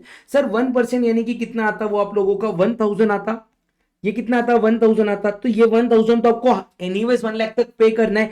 और सर ये ऊपर कितना अमाउंट जा रहा है आपका, तो 1 लाख से 4 लाख तक ऊपर आपका कितना जा रहा है 3 लाख, 3 लाख का आपको 0.5% पे करना है। तो सर 3 लाख इंटू 0.5%, वो कितना आता 1500, सो सॉरी कितना आता 1500, तो आपका वैल्यू ऑफ सप्लाई कितना बन गया 2500। सर इधर और एक एग्जांपल से समझाओ, समझो आपका अमाउंट है 6,20,000, तो 6,20,000 के लिए आप सबसे पहले क्या करोगे, यहाँ पे लिखोगे 0, यहाँ पे आप लोग लिखोगे 1 लाख, यहाँ पे आप कितना लिखोगे 10 लाख, ठीक है। और ये आपकी अमाउंट इधर किधर फॉल हो रही है 6,20,000। तो देखो भैया यहाँ पे पहले आपको 1% पे करना है, और यहाँ पे आपको कितना परसेंट पे करना है 0.5%। तो 1 लाख का 1% कितना आ गया आपका 1,000 प्लस, अभी ये गैप आपका कितने रुपीस का बच रहा 5,20,000। तो 5,20,000 का अगर मैं 0.5% निकालू वो कितना आ गया 2,600, टोटल कितना आ गया 3,600, ये बन जाएगा आपका वैल्यू ऑफ सप्लाई। समझा क्या, क्लियर है। तो सर अगर अमाउंट ये 10 लाख के ऊपर चला गया तो कैसे निकालोगे, सर एग्जांपल अमाउंट है 12 लाख, अमाउंट कितना है 12 लाख। तो सर देखो सबसे पहले आपको यहाँ पे कितना लिखना है 0, फिर यहाँ पे कितना लिखना है आपको 1 लाख, फिर यहाँ पे आपको कितना लिखना है 10 लाख, फिर सर यहाँ पे आपको कितना लिखना है 12 लाख। तो सर देखो यहाँ पे आपका टैक्स आएगा 1%, यहाँ पे टैक्स आएगा आपका 0.5% और यहाँ पे टैक्स आएगा आपका सर कितना 0.1%। और अगर ये बेसिस पे आप लोग सॉल्व करने जाओगे ना एग्जाम में गलत होने के चांसेस रेड्यूस हो जाएंगे। सर सबसे पहले यहाँ पे 1 लाख का 1% कितना आ गया 1000। सर यहाँ पे ये गैप कितना है आपका 9 लाख रुपीज का। 9 लाख का अगर मैं 0.5% की बात करूं तो 9 लाख इंटू 0.5% कितना आ गया 4500। और सर ये ऊपर का गैप कितने रुपीज का हो गया आपका 2 लाख। सर 2 लाख का अगर मैं 0.1% की बात करूं वो कितना आ गया 200। सर यहाँ पे टोटल वैल्यू ऑफ सप्लाई बन गया 5700। कितना आ गया 5700। तो आप लोग यहाँ पे देखोगे तो यहाँ पे अपन ने ऑलरेडी कितना लिखा था कि 1 लाख के ऊपर जा रहा था आपको 1000 ऐड करना है क्योंकि 1 लाख का 1% 1000 आता। और सर ये जो ऊपर 10 लाख के ऊपर जा रहा ना यहाँ पे आपको लिखना था 5500 क्योंकि सर 10 लाख तक आपका मिनिमम वैल्यू ऑफ सप्लाई आता है 5500। इतना एक चेंज कर लो, डन। फिर अब ये नीचे वाला पॉइंट देख लो, एग्जांपल जो 12 लाख का था इस हिसाब से अभी आप एक काम करो 14,20,000 का सब लोग मुझे बताओ वैल्यू ऑफ सप्लाई कितना आएगा। 1 मिनट का टाइम लो सब लोग, 1 मिनट का टाइम लो, सॉल्व करके आंसर दो जल्दी से।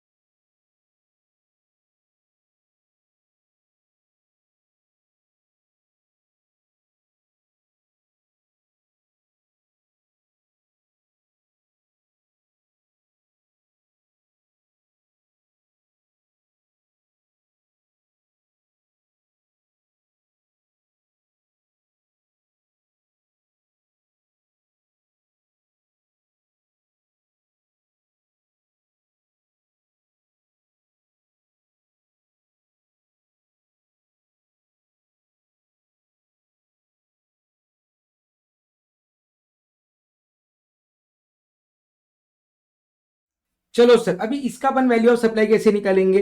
तो सबसे पहले लाइन मार लो एक सीधी सी, यहाँ पे लिख लो आप लोग 0, यहाँ पे कितना लिखोगे आप 1 लाख, यहाँ पे आप लोग कितना लिखोगे 10 लाख और यहाँ पे आप कितना लिखोगे 14,20,000। यहाँ पे आपको टैक्स कितना परसेंट पे करना है वैल्यू ऑफ सप्लाई कितना मानना है 1%, यहाँ पे कितना मानना है आपको 0.5%, यहाँ पे आपको कितना मानना है 0.1%।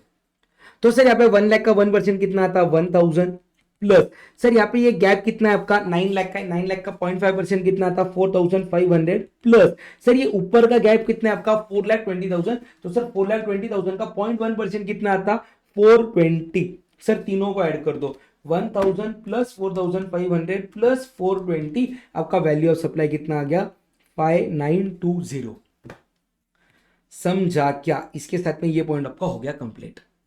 सर अगला पॉइंट बात करता है एयर ट्रैवल एजेंट की। तो सर एयर ट्रैवल एजेंट का अगर एक शॉर्टकट बताऊं ना आपको तो ये देखना, ये आपकी टिकट डोमेस्टिक है या इंटरनेशनल, टिकट कैसी है डोमेस्टिक है या इंटरनेशनल। सर अगर टिकट डोमेस्टिक है ना तो जो भी आपका टिकट का बेसिक फेयर है, टिकट का क्या है आपका बेसिक फेयर, उसका 5% वैल्यू ऑफ सप्लाई मानना। इंटरनेशनल टिकट के लिए जो बेसिक फेयर है उसका 10% वैल्यू ऑफ सप्लाई मानना।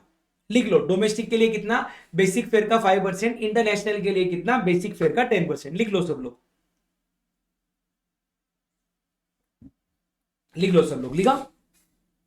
देखो सर अगर आपको एक टिकट इशू कर रहे हैं जिसके अंदर आपका बेसिक फेयर है 10,000, आपके जो सीट के चार्जेस है ना आपने स्पेसिफिकली लिया विंडो सीट आइल वगैरह बड़ा उसके 2000, और अगर आपने फूड के चार्जेस पे किए 3000 तो टोटल कितना हो गया 15,000। तो यहां पे बोल रहे आपको 15,000 का लेना देना ही नहीं, आपका बेसिक फेयर कितना है 10,000। अगर ये फ्लाइट आपकी डोमेस्टिक थी तो 10,000 का 5%, 10,000 का 5% कितना है करे 500 रुपीज बन जाएगा वैल्यू ऑफ सप्लाई। और अगर ये इंटरनेशनल थी तो 10,000 का 10% यानी कि 1,000 बन जाएगा आपका वैल्यू ऑफ सप्लाई। क्लियर है भैया ये एयर ट्रैवल एजेंट वाला पॉइंट, डन। सर अगला पॉइंट बात करता है इंश्योरेंस बिजनेस की। सर इंश्योरेंस बिजनेस के लिए भी ना मैं एक चार्ट बना के दूंगा आप लोगों को, ध्यान से देखना। सर इंश्योरेंस बिजनेस के अंदर है ना आप चेक करो आपका क्या क्या कवर्ड है, आपका क्या क्या कवर्ड है। सर देखो अगर आपका ओनली रिस्क कवर्ड है क्या कवर्ड है आपका? ओनली रिस्क, यानी कि आपने जो भी पैसा दिया वो आपका टर्म इंश्योरेंस था कि अगर आपको कुछ हो गया, या तो हेल्थ इंश्योरेंस, अगर आपको कुछ हो गया तो आपका कवरेज मिलेगा। ओनली रिस्क है तो 100% ऑफ प्रीमियम, 100% ऑफ प्रीमियम ये आपका क्या बन जाएगा? Value of supply. But sir अगर ये आपका है ना रिस्क प्लस रिटर्न है, रिस्क प्लस क्या है? रिटर्न, कि अगर आपको कुछ नहीं हुआ तो आपको पैसा रिटर्न मिलेगा, तो इसके अंदर आप चेक करो। सर आप ये पूछोगे is amount for investment separately told, मतलब क्या है सर? अगर आपने जब प्रीमियम पे किया ना, आपने प्रीमियम पे किया लेट्स से 20,000 और इंश्योरेंस कंपनी बोल रही है मैं 20,000 में से 4,000 आपका रिस्क के लिए रख रही हूं, 16,000 रुपीज में इन्वेस्ट करूंगी, आपको जो भी इन्वेस्टमेंट हुआ उससे रिटर्न देने वाली हूं, यानी कि आपको बाइफरकेशन मालूम है। तो सर दो बातें, यस आपको बाइफरकेशन मालूम है, या नो आपको बाइफरकेशन नहीं मालूम। सर अगर आपको बाइफरकेशन मालूम है ना, तो ओनली रिस्क कंपोनेंट जो है, ओनली आपका कौन सा कंपोनेंट? रिस्क कंपोनेंट, उसको अपन आपके वैल्यू ऑफ सप्लाई में इंक्लूड करेंगे सर, दैट इज जो आपका इन्वेस्टमेंट वाला कंपोनेंट है। कौन सा कंपोनेंट है? इन्वेस्टमेंट वाला कंपोनेंट, अपन उसको वैल्यू ऑफ सप्लाई से एक्सक्लूड कर देंगे। क्या कर देंगे? एक्सक्लूड। बट सर आपको है ना ये अमाउंट बताया ही नहीं है कि रिस्क के लिए कितना है, रिवॉर्ड के लिए कितना है, तो आप चेक करो प्रीमियम कैसा पेएबल है। क्या चेक करोगे आप लोग? प्रीमियम कैसा पेएबल है। सर प्रीमियम आपका दो टाइप का पेएबल हो सकता, प्रीमियम आपका कैसे पेएबल हो सकता? दो टाइप में पेएबल हो सकता। सर नंबर 1 सिंगल एन्युटी, कैसा रहेगा?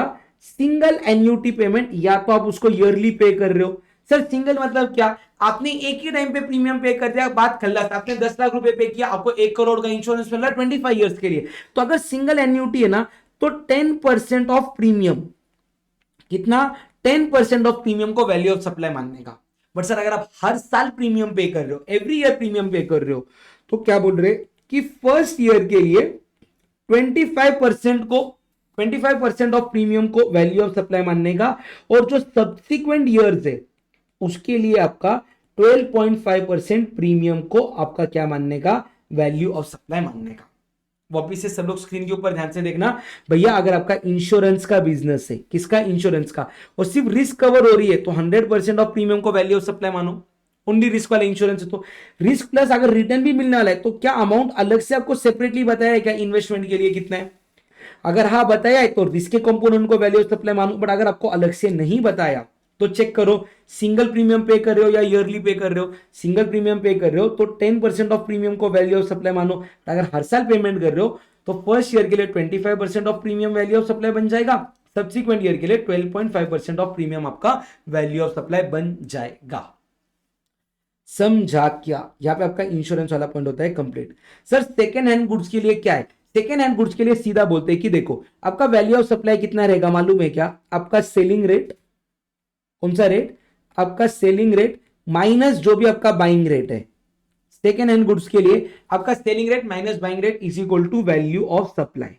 बट सर अगर ये अमाउंट नेगेटिव आता है, क्या आता है? नेगेटिव आता है, तो इग्नोर कर दो। मतलब सर एग्जांपल देखो, 1000 रुपीज में बेचा, 800 रुपीज में खरीदा था, 200 rupees value of supply. Sir 1000 rupees में परचेस किया, 800 में सप्लाई किया, तो -200 आ रहा, वैल्यू ऑफ सप्लाई बन जाएगा 0। ठीक है, इतना ही है। सर उसके बाद में किसकी बात करते हैं? टोकन वाउचर या कूपन। टोकन वाउचर या कूपन का वैल्यू ऑफ सप्लाई रहेगा जितने में आप लोग उसको क्या कर रहे हो? रिडीम कर रहे हो। तो मॉनेटरी वैल्यू ऑफ गुड्स और सर्विसेज जिसके अगेंस्ट आपने वाउचर को रिडीम किया, वो बन जाएगा आपका value of supply.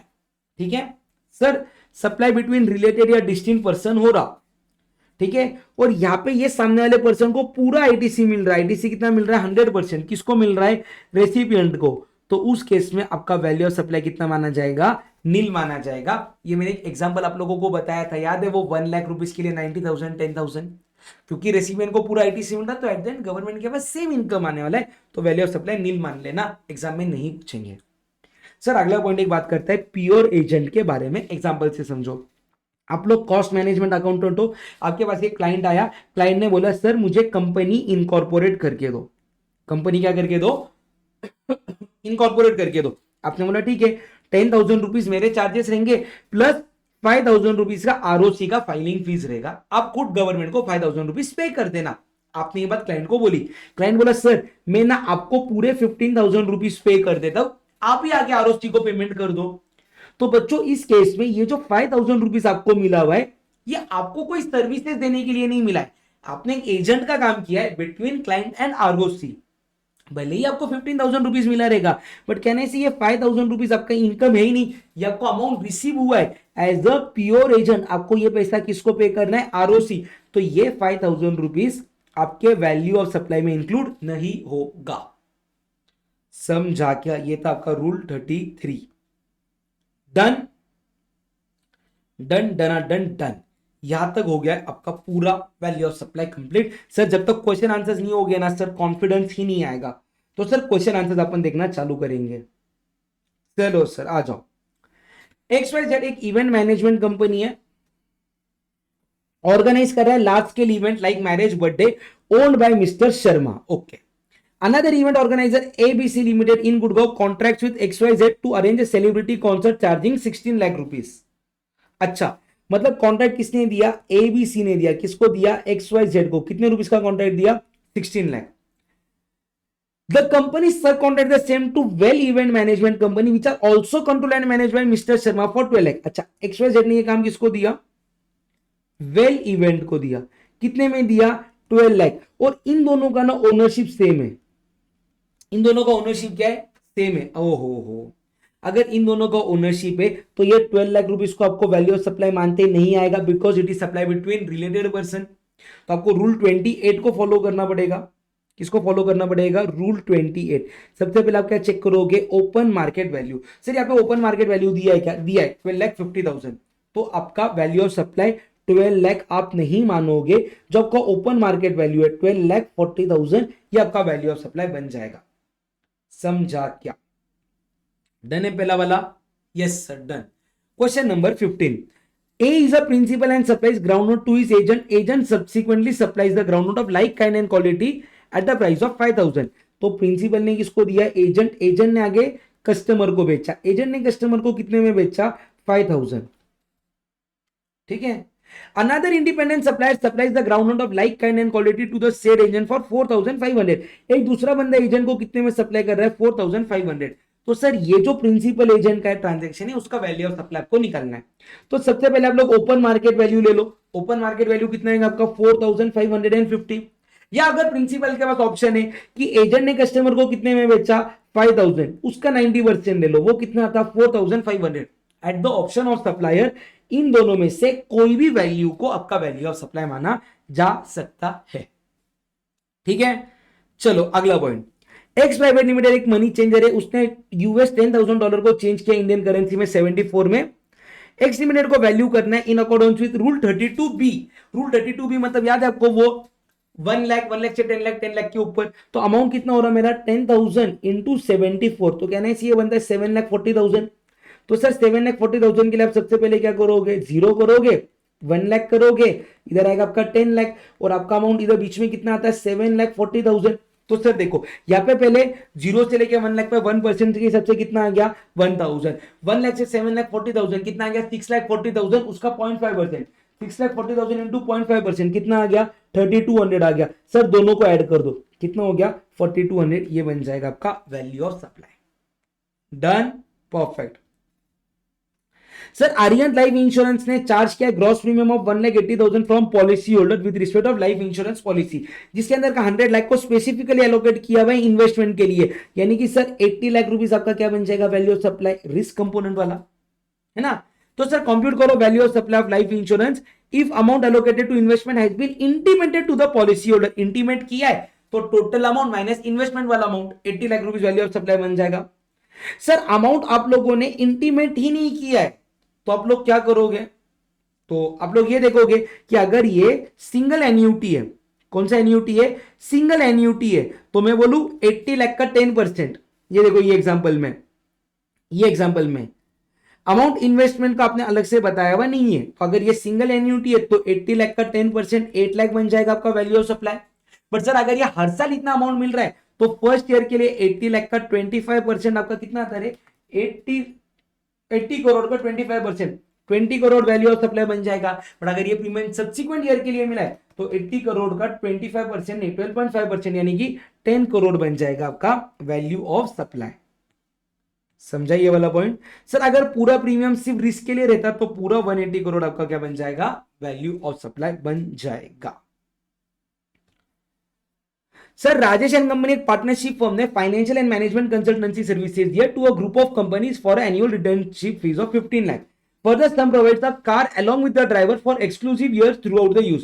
Fuel cost is borne by the group. Rajesh company पे जीएसटी ऑन 15 लाख नहीं ना, ये रूल 27 में जाएगा। यहाँ पे consideration is not entire in money, it is money as well as car services.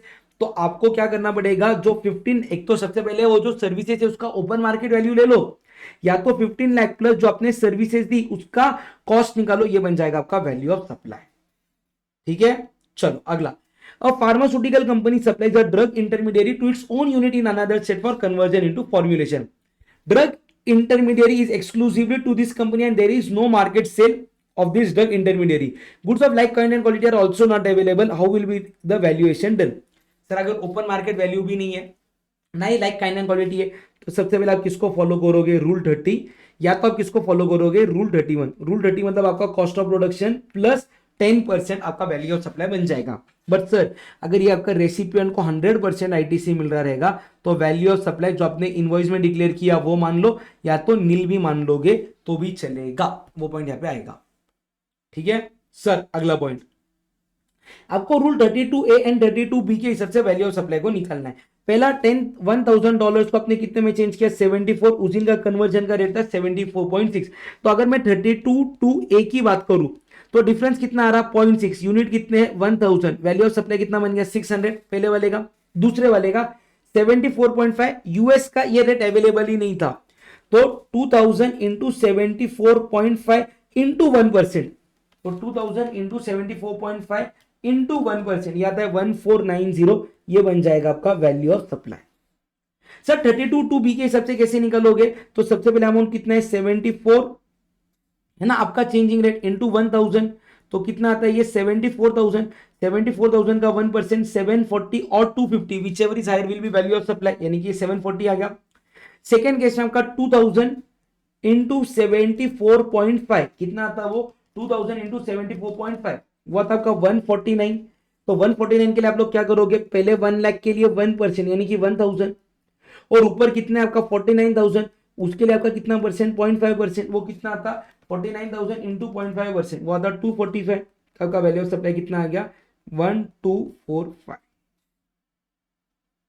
ये आएगा आपका answer. Done done done done. Sir देखो, एक इंश्योरेंस कंपनी है, वो आपसे प्रीमियम ले रहा है सिर्फ रिस्क के लिए 25 लाख, तो पूरा 25 लाख वैल्यू ऑफ सप्लाई बन जाएगा। सर प्रीमियम ले रहा है for new policy holder, new policy holder के लिए ले रहा है, तो आप इसका कितना परसेंट चालू करोगे? 25%, क्योंकि ये फर्स्ट ईयर बन गया, मतलब 10 लाख आ गया। सर रिन्यूअल कर रहा है, रिन्यूअल मतलब सब्सिक्वेंट ईयर, तो 12.5%, 80 लाख का 12.5%, 10 लाख बन गया value of supply. Sir single premium ले रहे तो अमाउंट का 10% बन जाएगा वैल्यू ऑफ सप्लाई, यानी कि कितना आ गया? 10 लाख। इसी हिसाब से ये आंसर भी आपका हो गया है कंप्लीट। डन है, परफेक्ट गाइस। सिर्फ 1 आवर 15 मिनट्स मैक्सिमम, जिसके अंदर मैंने आप लोगों का सारा जो एक्सक्लूसिव सीएमए का time of supply, value of supply and place of supply को यहाँ पे कंप्लीट कर दिया है। Done done done done. चलो that's it for the day guys, see you all in next video, bye bye.